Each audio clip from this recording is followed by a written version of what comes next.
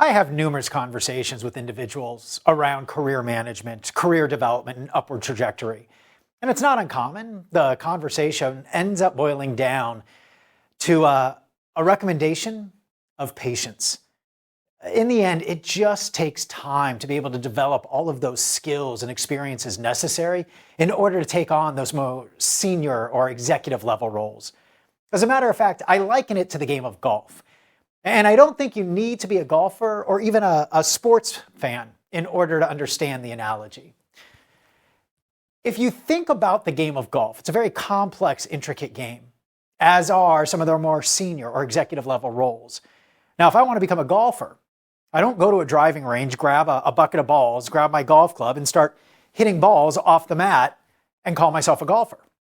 Rather, I probably have to do that for days, weeks, maybe even months on end, where finally I'm able to get a certain amount of consistency where I'm hitting the ball in the air and in the spot that I want on a regular basis. Well, if I do that for several months, remember, that's only one club that I'm working on. And then you take a look at golf, depending on how many clubs I keep in my bag, I've got to start to become good at that with 10, 12, or if you're somebody like me, closer to 16 different clubs. So that takes a certain amount of time. Well, let's say I do that. And let's say hypothetically, I do become pretty proficient hitting my clubs where I want to do it on a regular basis, standing there on the driving range. Am I a golfer? Not necessarily. I haven't even played the game yet. So now I've got to take that skill and I've got to transfer it out onto the course. So I go play the game of golf. As a matter of fact, maybe I end up choosing my home course and I go for a round.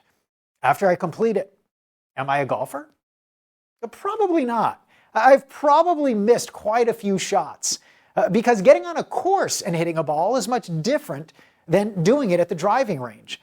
I've got to learn how to hit under trees and from out of bunkers. I've got to learn to hit in tall grass or short grass. And so that's going to take a certain amount of time on my golf course, maybe, let's say, a year or two. So now at this point, can I call myself a golfer? Well, that's just one course.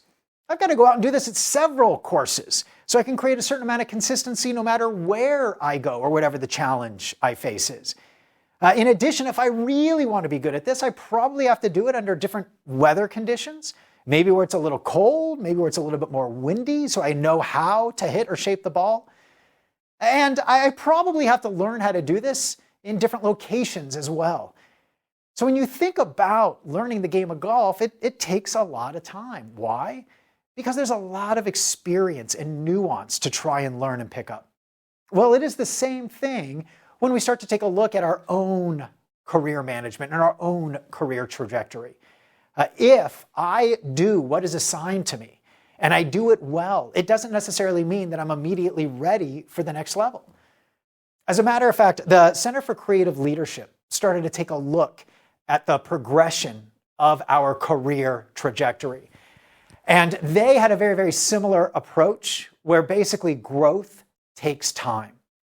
What they were able to identify is that when we first begin our careers, we are in what they call stage one, where I'm really learning what I do at the subatomic level. I want to be a strong subject matter expert here, where I can take my seat at the table and provide valuable contribution. Here, I'm really learning my subject matter expertise, my craft, if you will. Maybe in this stage, I'm also looking at some challenging assignments or stretch assignments, and I'm probably going to try and see if I can't seek out even smaller leadership opportunities, maybe leading a meeting or even part of a project. But this takes time. This takes years to develop. I do this well maybe for a year or two, but it doesn't mean that I've been able to do it well under difficult circumstances, such as going through a RIF, or maybe there's a merger. And so as a result, I've got to know what it's like in order to go through those experiences and still be considered a subject matter expert. Well, I do that. And eventually somebody says, hey, I recognize those abilities. And then I end up getting promoted and moved to stage two. In this stage, I do start to get assigned some of those more leadership type roles. Maybe I'm a project lead or a team lead. In this case, I do start to experience more of that responsibility. And here, I'm starting to have more broader business impact. Not necessarily just in my area of expertise, but maybe even horizontally in other units, other areas as well. And over here, I'm probably starting to pay attention more to not only what I'm doing, but how are other people doing it as well. And so I'm focusing on people that I can use as role models. Who can I model my approach, my style after? In addition here, I probably want to seek out mentors, people that can coach and help me develop, as well as advocates. Advocates, people that will support me, that will advocate for me, that will champion me, and the ability to be promoted. As you look at these stages, in stage 1, roughly 5 years or so. Stage 2 is another 5 to at least 15 years or so. And then stage 3, after 15, 20 years, do I really start to now gain that experience to be able to contribute at the highest of levels, at this most senior positions? And here, I am really responsible probably for total business. This could be a vertical that I've got to lead, or perhaps an entire business unit that is now under my responsibility. At this stage, I'm looking to have high value organizational impact across the board.